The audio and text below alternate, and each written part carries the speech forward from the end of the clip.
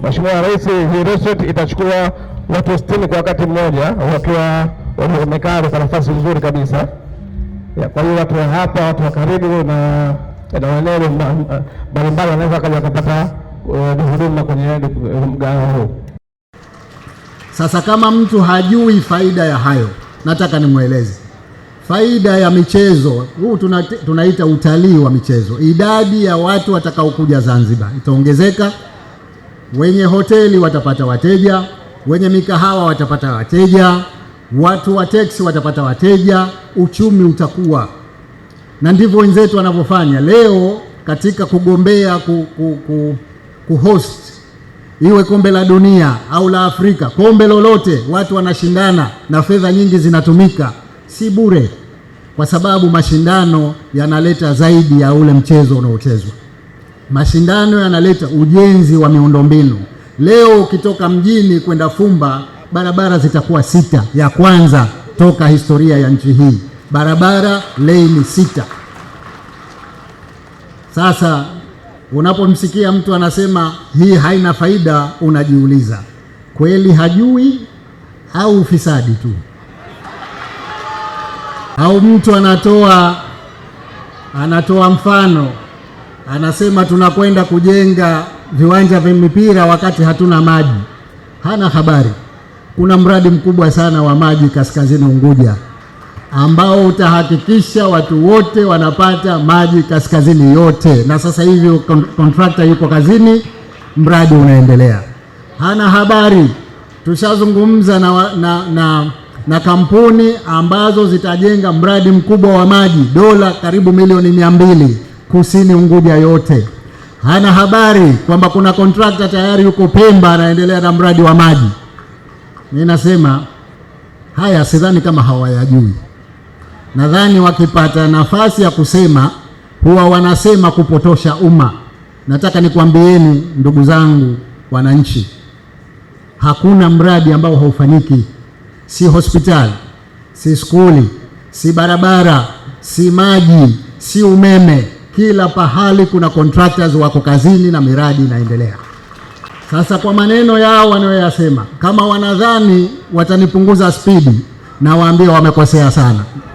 Tutaendelea na kasi ya ujenzi wa miradi katika awamu hii ya pili ya serikali ya awamu ya 8. Kasi yetu itakuwa kubwa kuliko awamu ya kwanza. Hiyo ndo taarifa ninayowapa,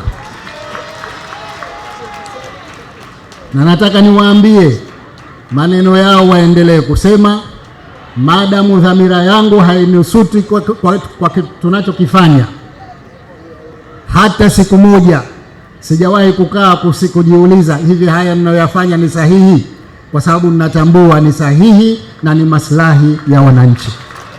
Hatua ya ufunguzi wa kituo hiki ni mwendelezo wa jitihada za serikali za kuimarisha haiba ya mji wetu wa Zanzibar na kutoa huduma bora za usafiri wa kisasa kwa wananchi wake. Ndugu zangu, mnaweza mkadhani kwamba shughuli yetu ni ndogo. Ni kweli ni ndogo kwa sababu mabasi ni machache, lakini huu ni mwanzo wa mambo makubwa sana ambayo yanakuja. Tulitoa ahadi kwamba tutafanya usafiri wa umma kuwa ni usafiri unaotumia umeme. Lengo ni kupunguza uchafuzi wa mazingira, lakini kutoa huduma zilizokuwa bora za kisasa. Kwa hivyo leo wakati tunazindua mwanzo wa usafiri wa umma unaotumia umeme, hii ni hatua ya awali. Kama tulivyoambiwa, mabasi haya yanatarajiwa hatimaye kufikia mabasi 500. Mji wetu wa Zanzibar wote uhudumiwe na mabasi ya kisasa ya aina hii ambayo hayatumii diesel wala petroli, na uchafuzi wa mazingira tutaondoa.